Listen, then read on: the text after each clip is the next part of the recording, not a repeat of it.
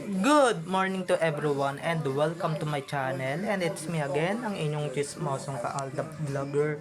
Gusto ko munang magpasalamat sa inyong lahat sa mga walang sawa na tumatangkilik, nanonood, sumusuport at sumusubaybay ng mga content ko here on my YouTube channel. So huwag ninyong babaktawan o lalaktawan tong ating content ngayong araw.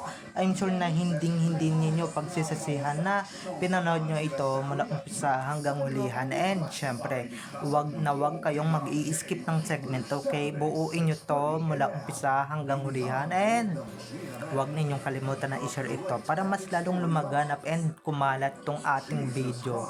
So dumako na tayo sa ating main topic for today's video. Kahit anong ritual talaga ang gamitin ninyo or gamitan ninyong ng salamangka, ang tunay na main, hindi i-effect yan dahil napaka-natural na yung kagandahan yan. So, ito na guys, watch this. Mamaya ipapaliwanag sa inyo ng buong buo. So, ito na guys, watch this. At kung nakita nyo na ngayong recap, so once again si TTO sa mga admins. So dumako na tayo sa ating main topic for today's video. Gaya nga ng sinabi ko kanina, kahit anong gawin ninyong ritual dyan, kahit anong gawin ninyong salamangka, or kahit gamitan nyo yan ng mga edit na kung ano-ano, wala, hindi i-effect yan. Kasi guys, apakaganda ni main, 'di ba? Natural, walang retoke, walang pangit sa balat, walang chismis sa balat.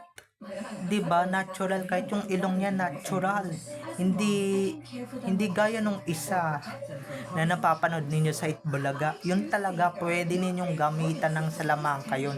Dahil wala naman talagang naniniwalang si Main yun eh. At saka 'di ba, kahit anong gawin ninyong salamangka, kahit anong gawin ninyong edit diyan, wala pa rin. Hindi pa rin tatalab lahat, hindi pa rin e-effect lahat kasi napakapangit. Hindi gaya ni Main, yung natural na Main, talagang natural ang kagandahan, natural, 'di ba? Walang halong chemical, walang halong eme-eme, 'di ba? Walang halong chismis.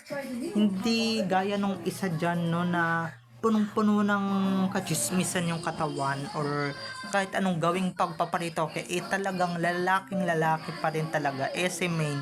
Kahit na 'di ba, hindi na she don't she not need that retoke thing or enhance herself, because she is so natural and she's beautiful inside and out.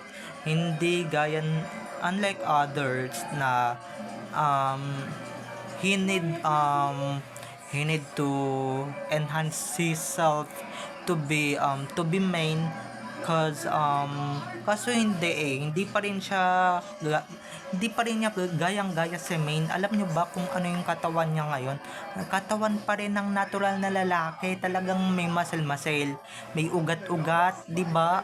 Yung dibdib hindi dibdib ng babae, dibdib pa rin ng lalaki, 'di ba?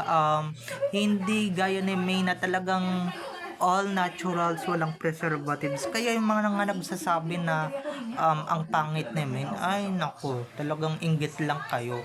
Kasi si Main, natural beauty, at talagang kung ano yung binigay ni Lord, talagang yun yung tatanggapin niya, 'di ba? Ng buong buo, bukal sa puso, 'di ba? Hindi na niya kailangan ipagalaw sa mga doktor, 'di ba? Unlike Clooney na talagang anlayo, 'di ba? Kahit anong, 'di ba? Partida nagpa-enhance pa yan, nagpa-retoke pa yan, pero anong nangyari? Anong naganap? Anong nangyari? May nangyari ba? May changes ba na nangyari? May changes ba na naganap? Wala nga, 'di ba? Imbis na gumanda, 'di ba?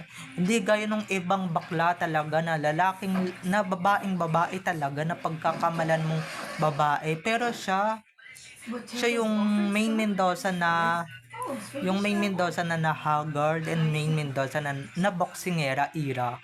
'di ba? Kahit sino pang Poncio Pilato ang manggaya kay Maine, hindi na nila magagaya si Maine dahil si Maine natural ang kagandahan at higit sa lahat hindi retokada, 'di ba? Kaya don't compare Maine diyan sa adik na nakikita ninyo araw-araw diyan sa Itbulaga. Kaya pasensya na lang ha kung talagang ganito ako magsalita, pero guys, real talk lang tayo ah. Hindi naman tayo ganito talaga magsalita kung if hindi nila pinipilit na si Min talaga yung nakikita nila. Because hindi naman talaga dahil si Min natural beauty, 'di ba? Walang kailangan ipa-enhance. Oo, artista siya. Host siya, 'di ba? Kailangan kasi pag artista ka, kailangan maganda ka. Lahat kailangan papagalaw mo sa doktor. Lahat i-enhance mo sa doktor. Pero she don't need that, 'di ba? She don't need that enhancement. And guys, si Alden na mismo yung nag-a-advise diyan na talagang hindi na talaga kailangan ipa-enhance niya yung itsura niya dahil 'di ba inside and out natural at saka kung ano talaga yung binigay ni Lord, 'di ba? Kung ano talaga yung binigay ng may gawa sa atin, sa ating lahat ng mga tao, talagang yun talaga yung tatanggapin mo ng buong buo at bukal sa loob mo. 'Di ba? Yung hindi mo na kailangan ipagalaw, hindi mo na kailangan ipa-enhance, hindi mo na kailangan ipa-treatment pa, 'di ba? Pinapalinis lang talaga niya yung mukha niya para kuminis.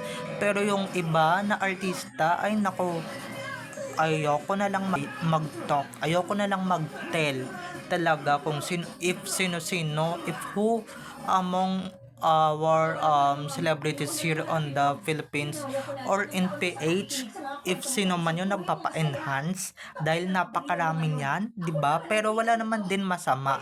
Pero guys, wala din naman masama sa pag-e-enhance, pero si main lang talaga yung napaka-natural, 'di ba? Maski dibdib natural, 'di ba? Hindi kagaya ni Clooney na nagpa-enhance, mukha pa rin lalaki.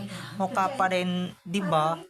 Try ninyong tanggalin yung Adam sa apple niyan, kundi mamamatay yan, 'di ba?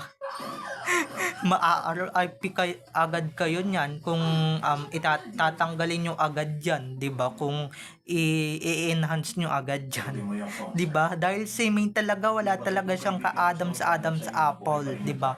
Wala siyang ka ganun mga ka-ADN. Ako mismo, guys, dahil ako lang talaga yung nakakakita ng katotohanan, 'di ba? Si may natural beauty at saka nabubuntis. Yung si Clowney, ilang taon na hindi pa rin nabubuntis, 'di ba? Oo, natural din siya. Natural siyang lalaki. Kahit na ilang beses pang baguhin yung kanyang sarili, ilang beses pa niyang iparitoke yung kanyang sarili, wala. Lalabas pa rin yung pagkamaskulado niya. 'Di ba? Imbis na maging sexy siya.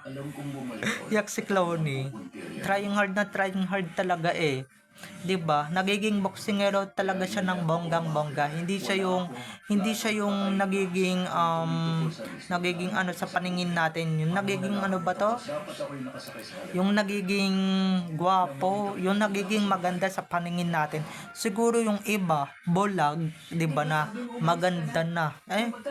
Talaga ba maganda na to? Mas maganda to. Hindi na kailangan gamitan ng ritual, 'di ba?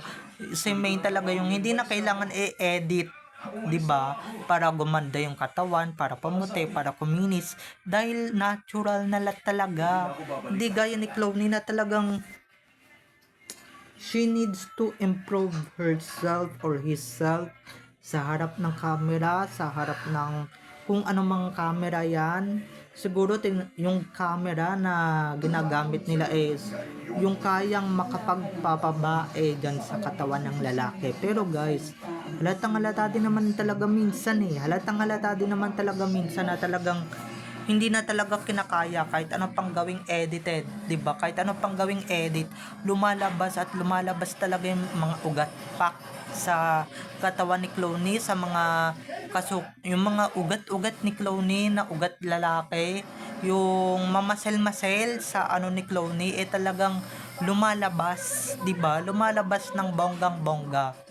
Kaya, 'di ba? O kaya palpak lang talaga yung mga editing skills ng mga Armin. Um mga kaya siguro yung mga edited nila this past few days na puro katawan ni Clooney talagang mga palpak na kesyokodang hindi siguro nababayaran ng tama tong mga siraulo na to, no, hindi siguro nababayaran ng tama, 'di ba? Kasi ako mga ka-ADN, hindi naman sa pagyayabang ha, pero guys, sa bilang nakilala dito sa social media at bilang sumisikat dito sa social media, talagang nakikita ko talaga kung paano nila i-edit para magmukhang babae, 'di ba? Or should I say, 'di ba? Hindi na rin talaga tinatabla ng edited yung clone na 'yan. Kasi nga, 'di ba, yung mga bakla talaga, marami na akong nakikitang bakla maski sa personal man or sa TV sumasali sa Super Serena, at kung saan-saan pang pageants, 'di ba? Or may mga kakilala akong Becky na talagang babaeng babae, 'di ba? Babaeng babae talaga yung mga katawan nila, and syempre yung mga kesyuhodang katawan nila, 'di ba?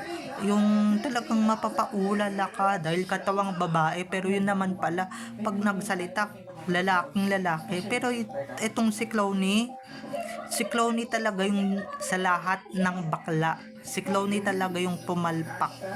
'Di ba? Kahit na uminom pa siya ng mga pills diyan na pang babae or para maging katawang babae. Talagang very very wrong, 'di ba?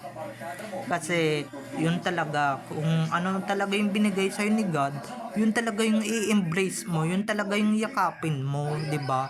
Hindi yung mo pa yung sarili mo, hindi pa yung babaguhin mo pa talaga yung sarili mo, 'di ba?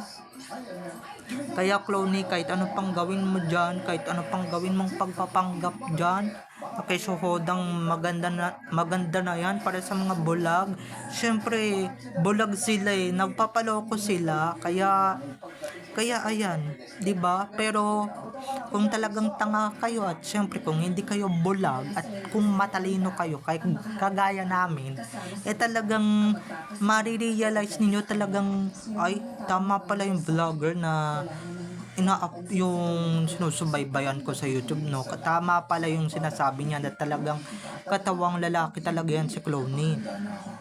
Kaya nga hindi nagpo-post yan ng bikini, 'di ba? Dahil yung katawan niyan talagang diretsong-diretso, 'di ba? Or kaya courting lalaki, courting boyish talaga yung katawan niya. Hindi gaya ni Main na talagang kahit magbikini, naka-bra panty lang sa beach, 'di ba, naka two piece, one piece man 'yan. Talagang may karapatan dahil natural na babae, 'di ba? O kaya, 'di ba? Si Main wala talagang junjun 'yan. Yang si Cloning 'yan, halatang-halata nang magkaka-junjun 'yan dahil bakat na bakat. 'Di ba? Pero mga ka-ADN, 'di ba?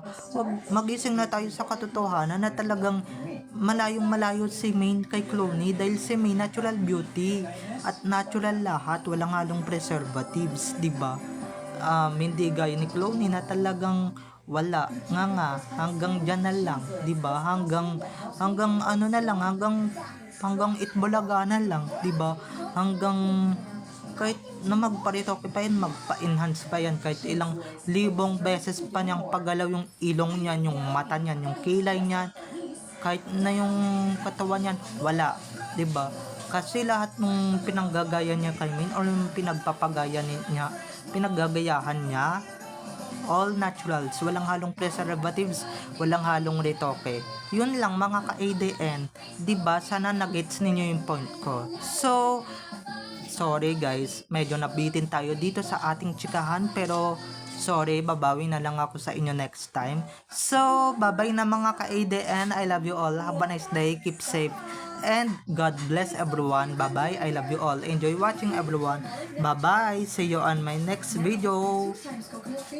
Don't forget to subscribe to my YouTube channel, and syempre, don't forget to click the notification bell para pag nag-upload ako, kayo agad ang unang-unang manonotify sa aking mga susunod pang i-upload na mga videos. Okay? So, bye-bye na. I love you all. Have a nice day. Keep safe and God bless everyone. Bye-bye. Enjoy watching. See you on my next videos. Bye-bye.